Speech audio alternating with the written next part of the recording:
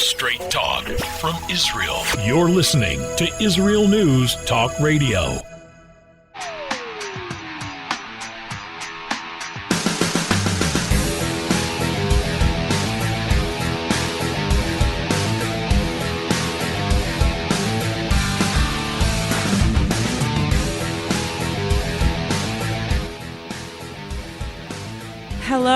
Hello to people who are listening in from all over the United States and Israel and Canada and Italy and New Zealand and Australia and all over Europe.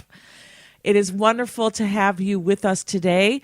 We're going to be talking about an interesting subject because this week Jewish people celebrate the holiday of Shavuot all over the world. Shavuot is a very, very important and wonderful, joyous holiday where we celebrate the giving of the Torah on Mount Sinai by God to Moses and to the Jewish people. There is a lot of mystical and deep meaning to this holiday. And we're going to be having a rabbi coming on who's going to share with us some of this Jewish mysticism and what lies behind the story of what went on. And I think I'm going to name this something like Celestial Angels and Fake News. Who was controlling the media at Mount Sinai? Remember, the Jewish people saw their leader, Moses, going up to the top of the mountain to receive the Torah from God. He was supposed to be back in a certain amount of time, and they perceived that he did not get back in time, and they thought that he was dead. And what did they do? They went, and with the idea of some of the Erev Rav, the mixed multitude, they went and they built a golden calf to worship. And this is throughout history, we see patterns like this happening over and over again. So fake news is so important. We are going to be discussing this. The show is live. If you're listening between 7 to 8 a.m. Holy time right here in the land of Israel on Tuesday morning, or if it's Monday night between midnight to 1 a.m. going into early hours of Tuesday morning. That means that we are live and you can join us on the air with any comments or questions. You can also join us in the chat room.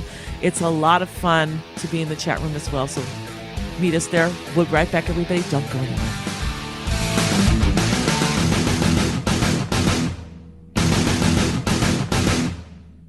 Always challenging the status quo.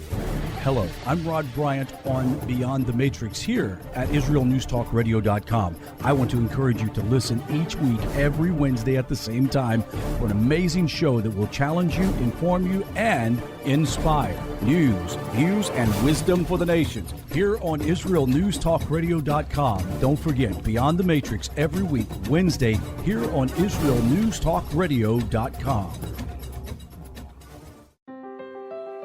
Biblical. Be beautiful. Wear your crown. Wrapping is my crown. Do what married Jewish women have been doing for thousands of years. Celebrate the art of head wrapping. I'm Andrea Grinberg from Rapunzel.com. We have beautiful scarves, stunning accessories, scarves for faith, scarves for healing, and scarves for fun. Rapunzel.com. That's Rapunzel with a W. Or click on our banner on the Israel News Talk Radio homepage. Rapunzel.com. Beautiful scarves, stunning accessories paired with tutorials, support, and a vibrant community to give you everything you need to start and perfect your head covering journey. Don't forget, join the Rapunzel community group on Facebook to see, learn, and share your beautiful wraps. That's Rapunzel with a W on Facebook. I love Rapunzel. I love Rapunzel. I love Rapunzel. Get 10% off your purchase with promo code RADIO. Go now to Rapunzel.com.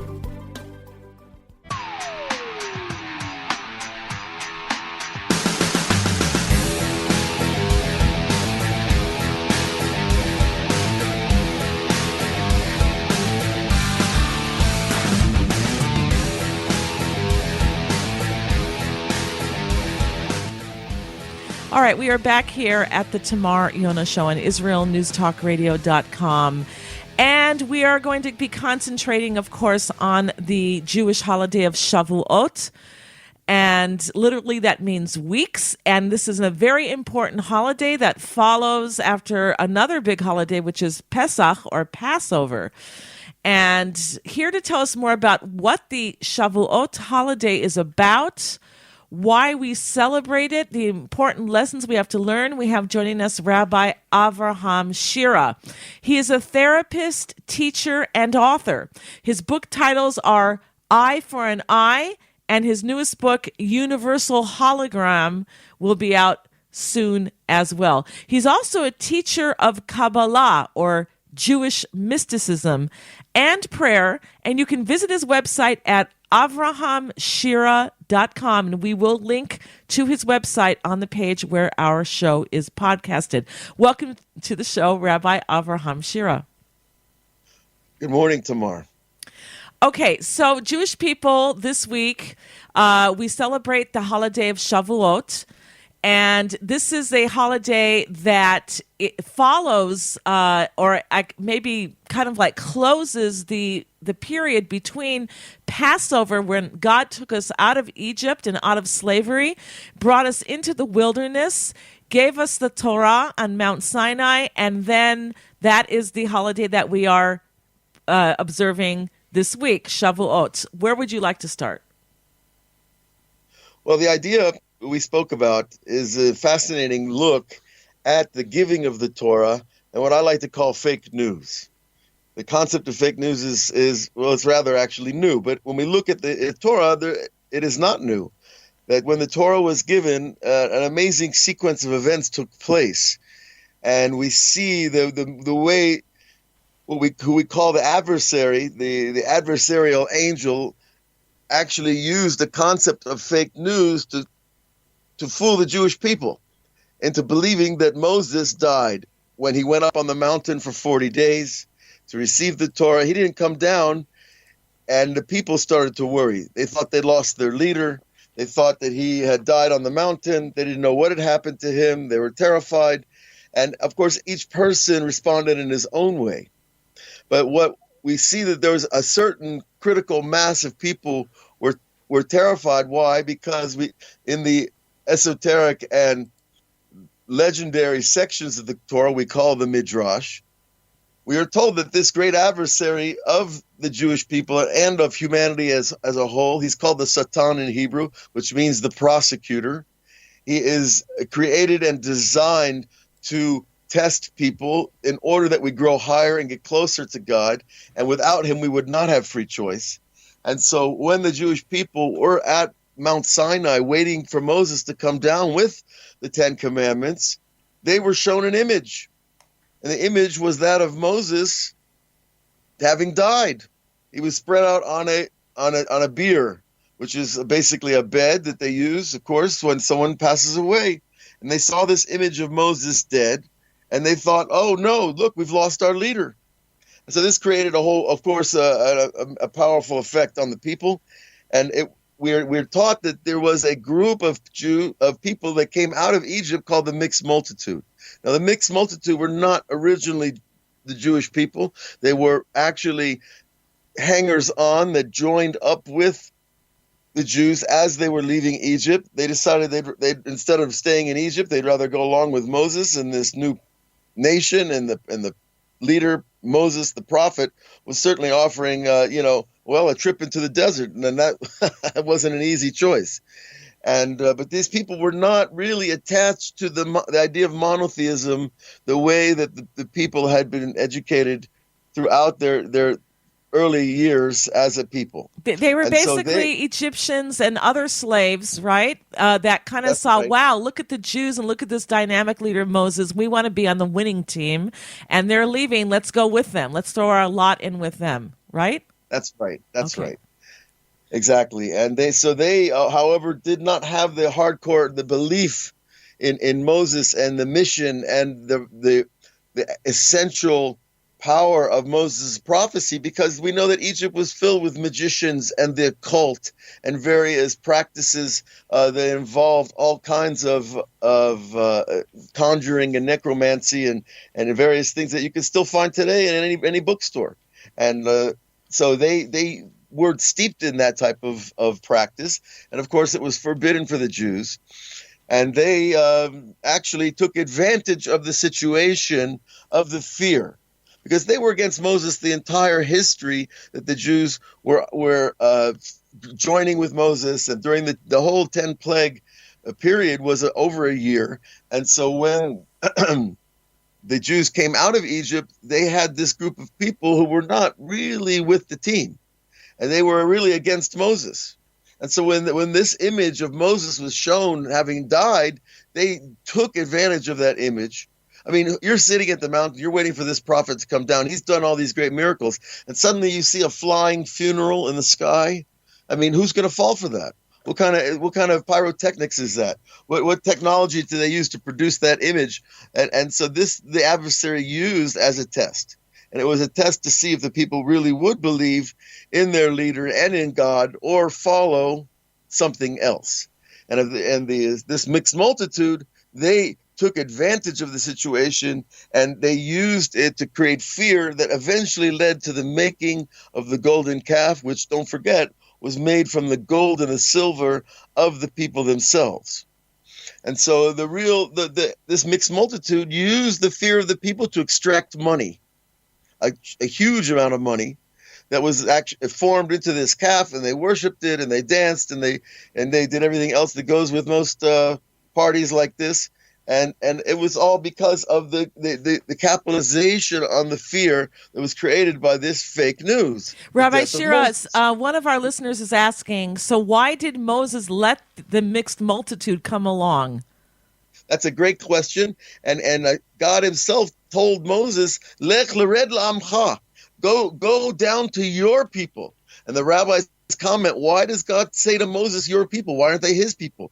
And the answer they give is because the your people refers to this mixed multitude. Now, why did Moses let them come? Because he had mercy on them. He was a merciful leader, and he believed that they would follow the path of the Torah. They would follow the path of the patriarchs.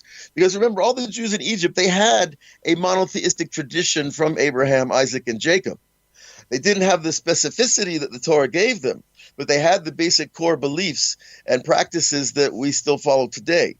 And so the Jews already believed in God, and they understood. Most ancient peoples had a concept of the one God.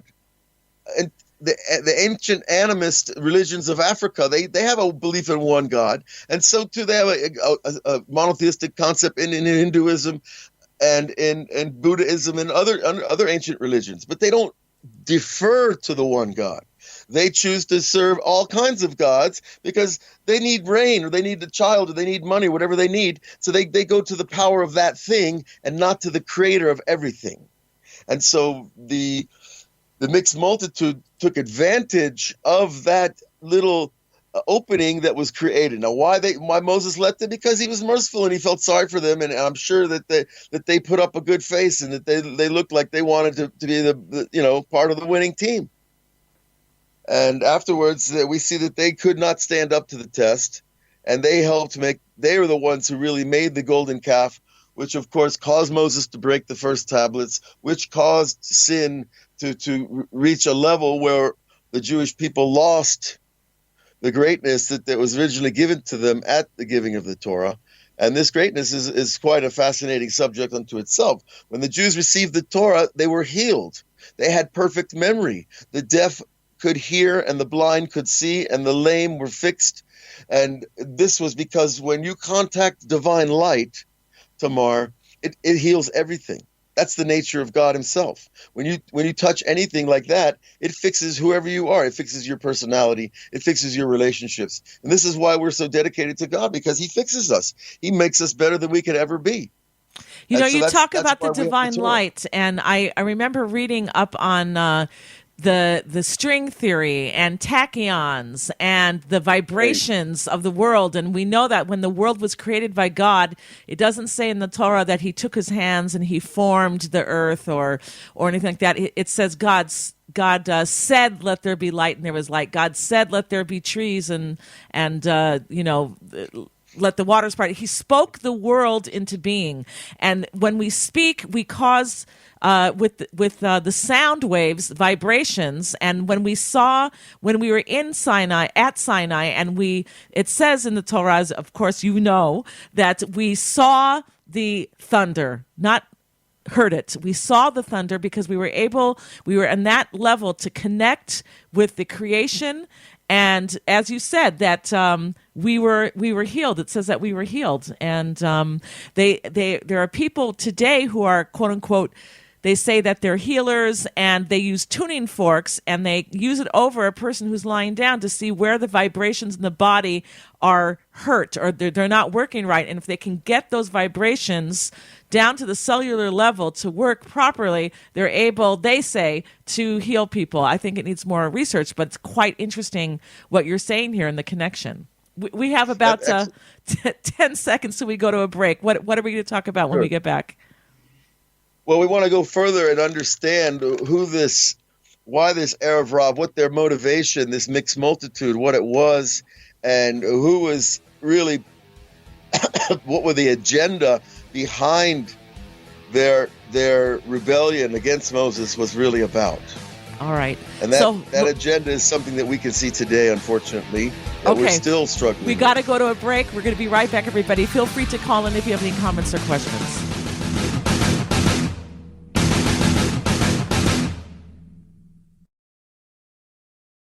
Shalom, everybody. Making a difference often takes just one moment and one person at a time.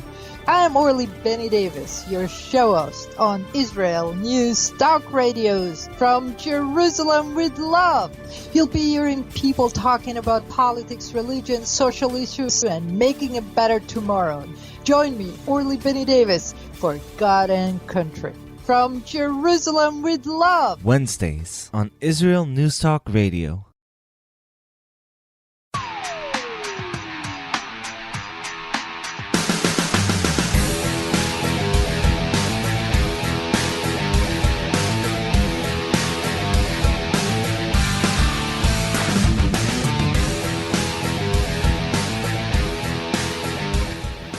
All right, we're back here at the Tamar Yonah Show on IsraelNewsTalkRadio.com, and we're speaking with Rabbi Avraham Shira, and we're talking about the giving of the Torah and fake news, because this week Jewish people celebrate the holiday of Shavuot, which is the holiday where Moses went up on Mount Sinai and received the Torah from God.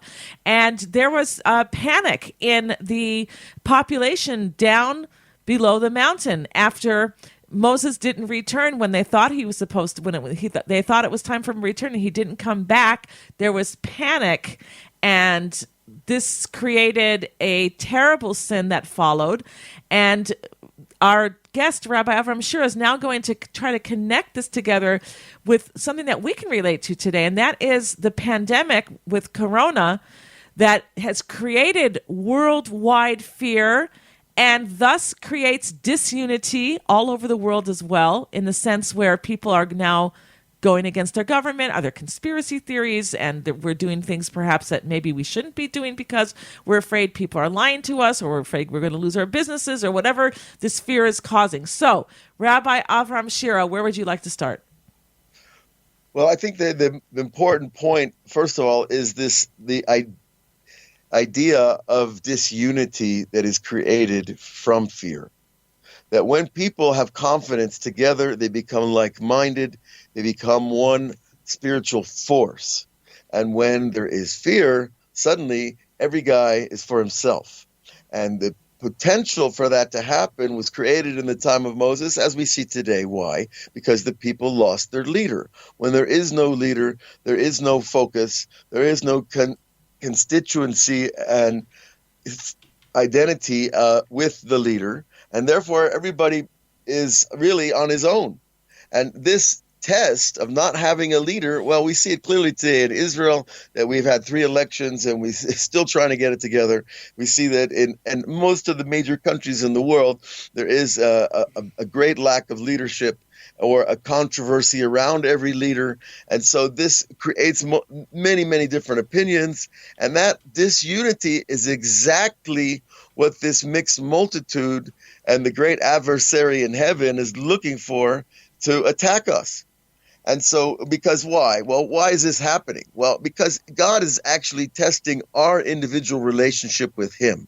Because we can't always rely on a leader. We can when they're around, but if they don't show up, what do? I fall apart. I stop believing in God. I stop keeping the commandments. I become something else. No, that's not why the Torah was given to us at Mount Sinai. The Torah was given to us to make us strong and empower ourselves with the beliefs that we were been given. And if the leader is up on the mountain preparing a whole new document that's going to transform the world, which the Torah did, clearly, the entire world was changed because of the Torah. If he disappears for 40 days and 40 nights, I'm supposed to believe in my relationship to God individually. And I don't need to rely on the intermediary. And I don't need to rely on images and symbols and powers that are external to what I already know is true. And this was the great test that each person has to face today, because there's fear rampant in the streets. Every time you turn on any media outlet, you get more and more fear. And that fear is only coming to test how much we really believe in what we believe. Whether you're Jewish or Christian or Muslim or any religion, you still have to have that primary relationship with the creator of the universe.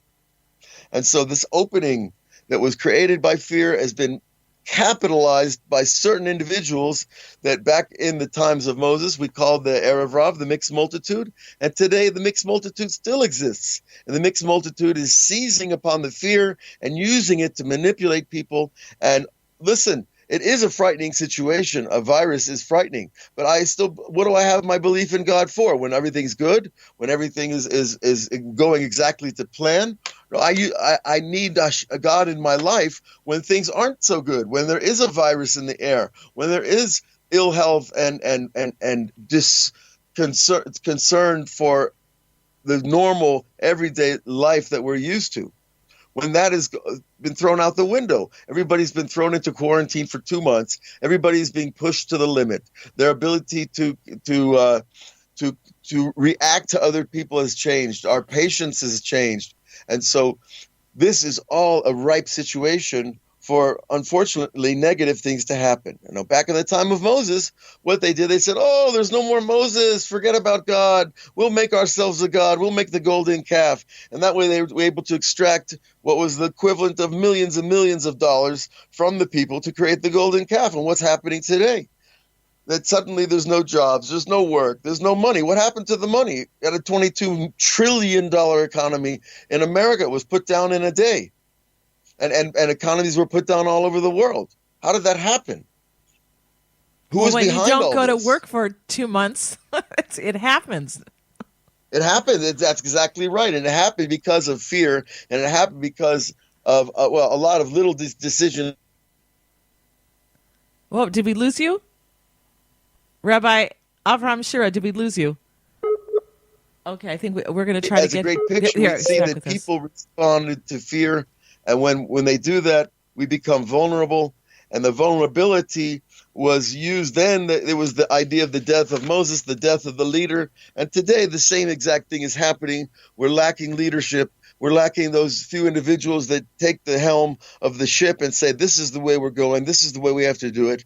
And in Judaism, the leader is not the guy who gets the most votes. It's the guy who has clearly the closest relationship to God. Yeah, but people are saying that our leader here in Israel, Netanyahu, even though there's the left doesn't want him in, that he's done a phenomenal job, that out of other countries we've had very few deaths compared to the outside world, and that we have strong leadership here.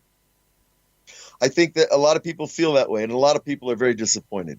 And so it really depends tomorrow who you talk to. And I think that the prime minister has done some very good things. And I think that the other decisions that have been made have been very detrimental. And I don't want to go into the individual politics of each decision.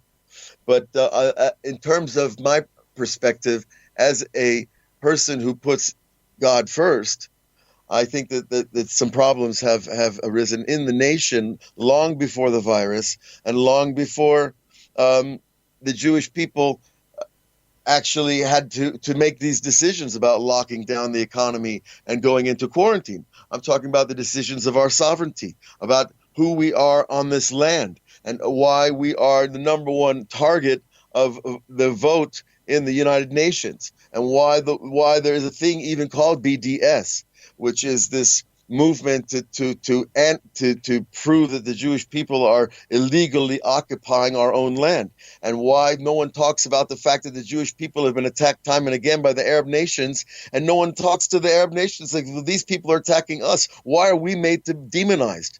Why are we made to look like the bad guys? Why does anybody mention that? One of our listeners are asking, where does fear come from? Fear comes from a lack of faith. When I have faith that we have an all-powerful God that can do anything at any time, in any place, for any person, what do I have to be afraid of? Now, the politicians know that fear is the number one tool to manipulate mass groups of people. You don't see everybody getting together and having a party and getting along, and therefore that's not what the politicians do. They unfortunately, fear is mongered. Fear is sold to us by padding the numbers of COVID patients. Right. They say never let a good crisis go to waste, right? Never. Yeah, well, that's a very cynical statement, but it's true. And so we have to look behind the scenes. Who is responsible for all this fear? Well, we have to say the media. But can I just blame the media? Well, the media is just doing a job. They're getting paid to advertise these concepts and these images and these numbers, and using numbers to arouse fear. Every time you turn on your TV or your phone, you see more numbers about who died and who's sick. And this type of behavior is just the media doing its job, but somebody's paying the bills, somebody's writing the checks to get that information out there in this way. Now, who's behind that?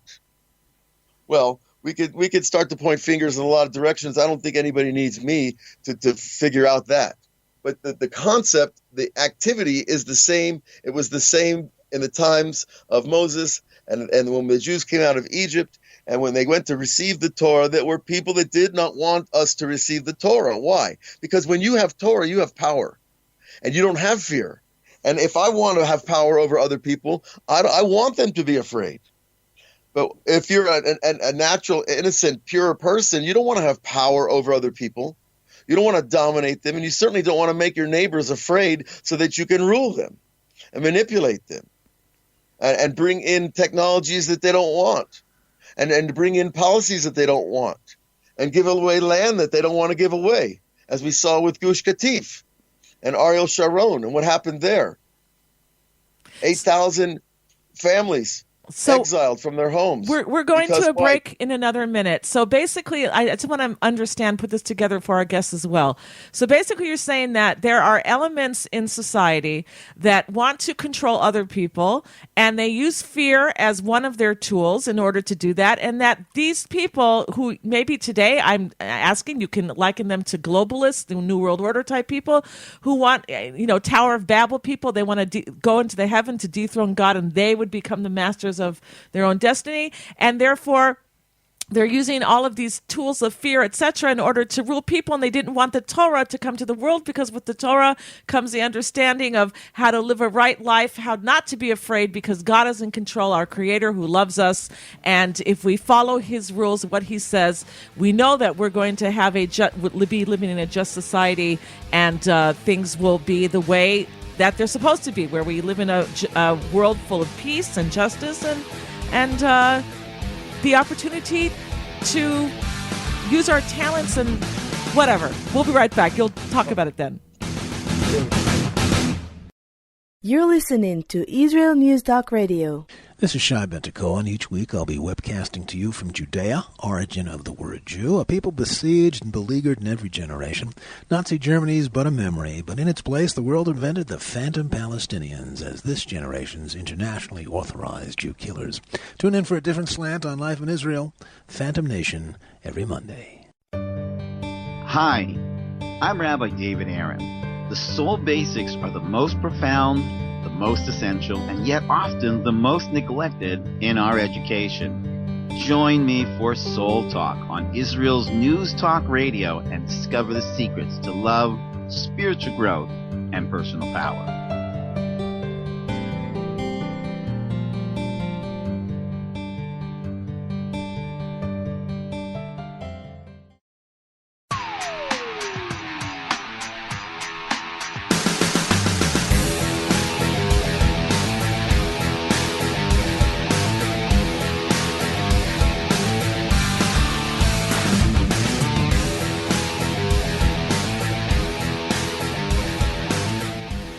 All right, we're back here at the Tamar Yonah Show on IsraelNewsTalkRadio.com, and we're talking about the Shavuot holiday that the Jewish people celebrate this week. And our guest is Rabbi Avraham Shira.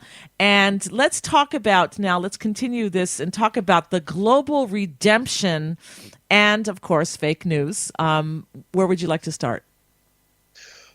Well, Tamar, I want to step back a few steps from the whole scene that we find ourselves in and enter the world of the Zohar, the holy book of Jewish mysticism. The Zohar teaches us a fascinating look on all of world history. According to the biblical calendar, world history is a 6,000-year period. We're not talking about the astronomical calendar, which is based on different levels of science. We're talking about the Bible's calendar is 6,000 years, and the Zohar tells us there's a 2,000-year period of chaos, where people just did what they want from the beginning until the first 2,000 years. There was utter chaos. There was no national or idea of rulership and law, and each man did what was good in his eyes, and it wasn't so good.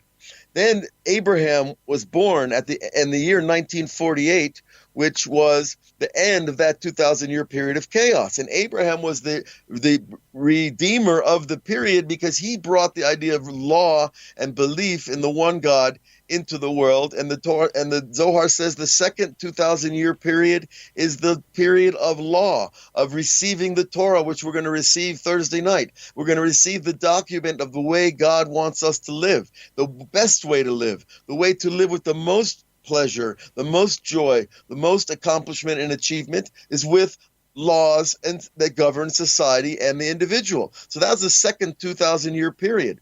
So you take the chaos and you put law on it and you create order. Okay, with that order, though, we've yet to reach our complete fruition, and that's the third 2,000-year period, which we are now at the end of.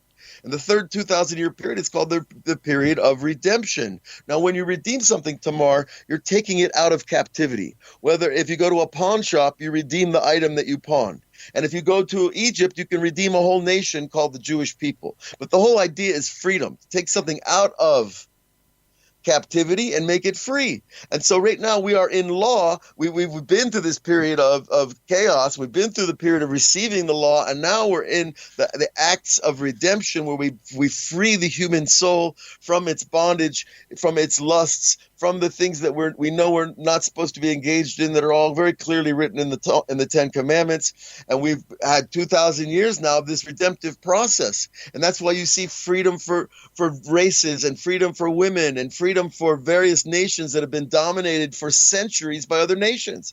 Because everybody is supposed to be free, because we cannot serve God properly if we're slaves.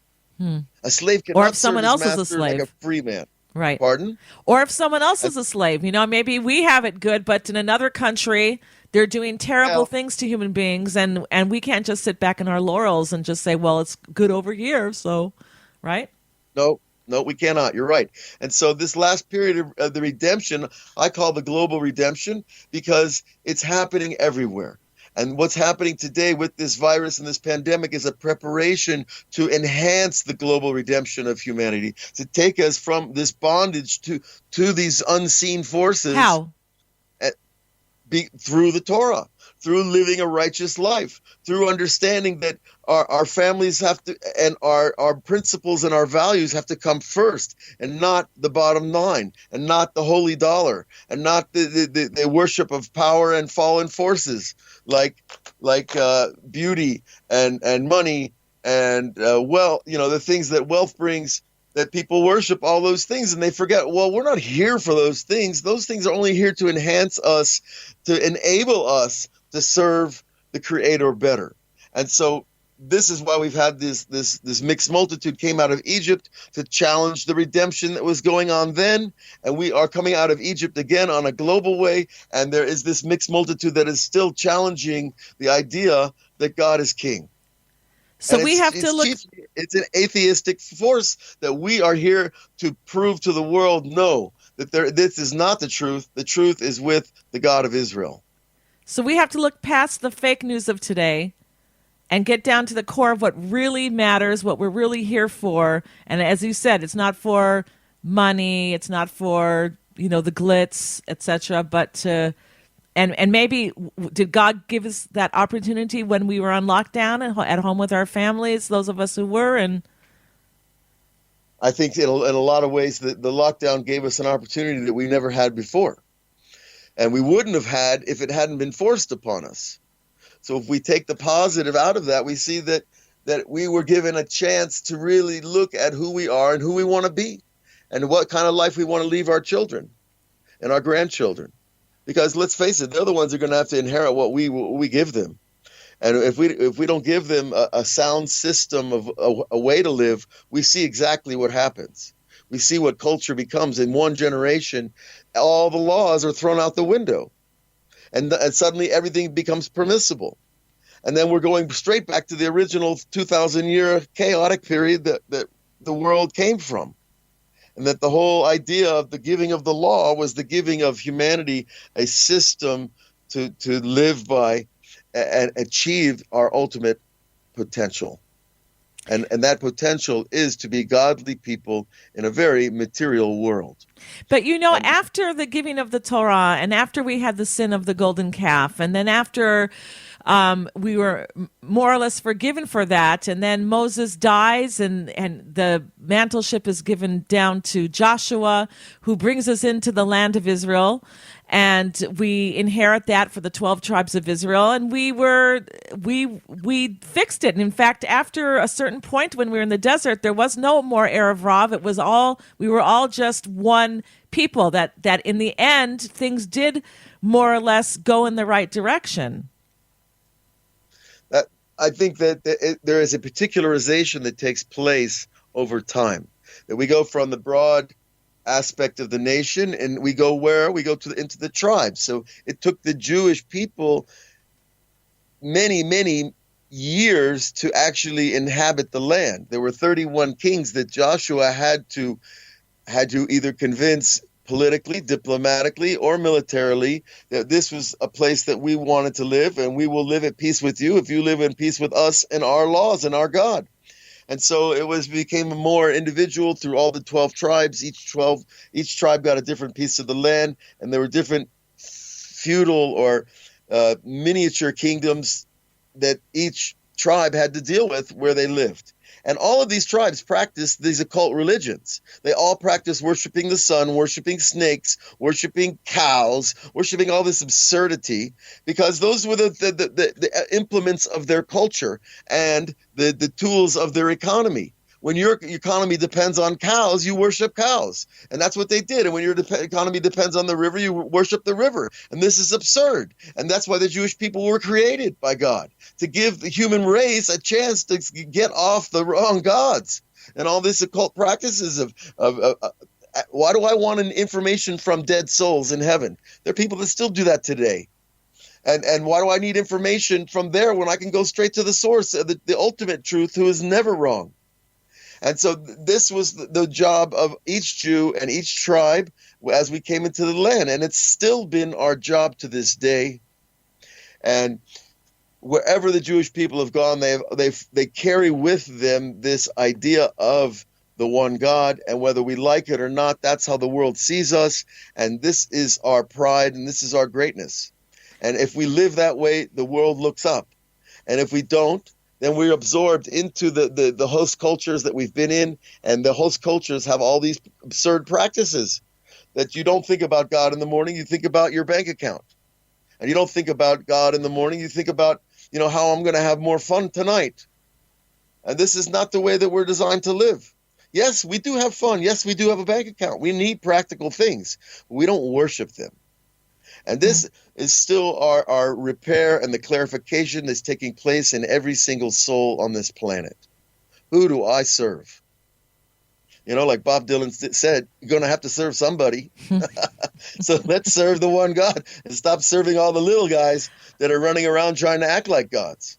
So basically, the message you want to leave us with is, because we only have another minute, that we're receiving the Torah this week, and receiving the Torah means receiving the true boss.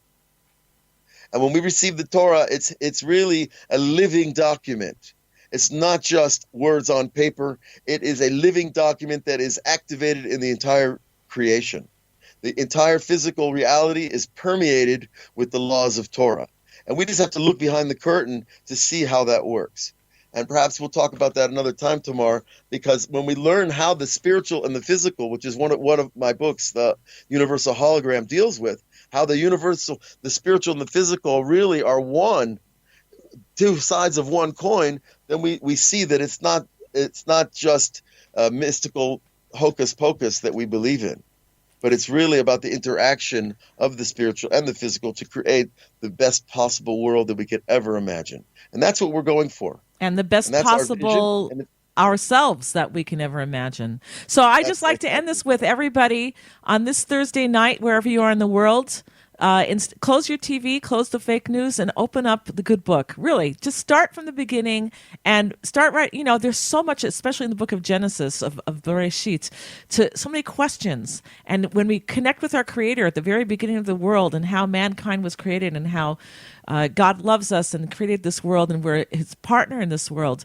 I think that we'll have many questions and intellectual discussions, and you can feel free to write me also with your questions. I can send them to the rabbi as well. Rabbi Avram Shira, thank you so much for being with us, and you can check out more about what he says on his YouTube channel where he has videos, his Facebook as well, avramshira.com. Thank you for being with us. Thank you, Tamar. You should have a great day and a wonderful holiday, you and your family, and all of Israel.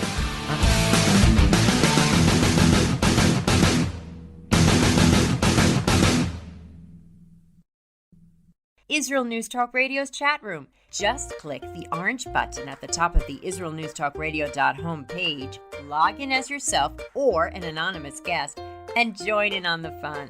You'll meet other listeners from all over the world who listen to Israel News Talk Radio, and you can make new friends. Israel News Talk Radio's chat room. It's the closest you can get to being in the studio with us. We love listening to Israel News Talk Radio. Where can you get the inside news on Israel? At Israel News Talk Radio, we're dedicated to sharing Israel's inside story with the world by providing our listeners with news on Israeli politics, current affairs, and Israeli Jewish culture. The Israel News Talk Radio homepage also provides you, the listener, with useful information at your fingertips, with scrolling news headlines, weather, currency exchange, Shabbat candlelighting times, and so much more. Our radio programming is always accessible and on demand. We operate absolutely free of charge for everyone, everywhere. If you love what we do, partner with us now by becoming an Israel News Talk Radio supporter. With your support, you'll be inscribed on our Israel News Talk Radio Wall of Fame. There's nothing like us in the world. Be part of something great. Israel News Talk Radio. Straight talk from Israel. If you love Israel News Talk Radio, then you'll love our Facebook page. We keep you up to date on what's happening in Israel, plus little surprise treasures that we don't share on the radio. Go now to follow us on Facebook. Just look for the Israel News Talk Radio Facebook page, and don't forget to subscribe and follow us by clicking on the like button. We post great stuff there that you'll want to share. Israel News Talk Radio on Facebook and Israel News Radio on Twitter. News, opinion, and more. You're listening to Israel News Talk Radio.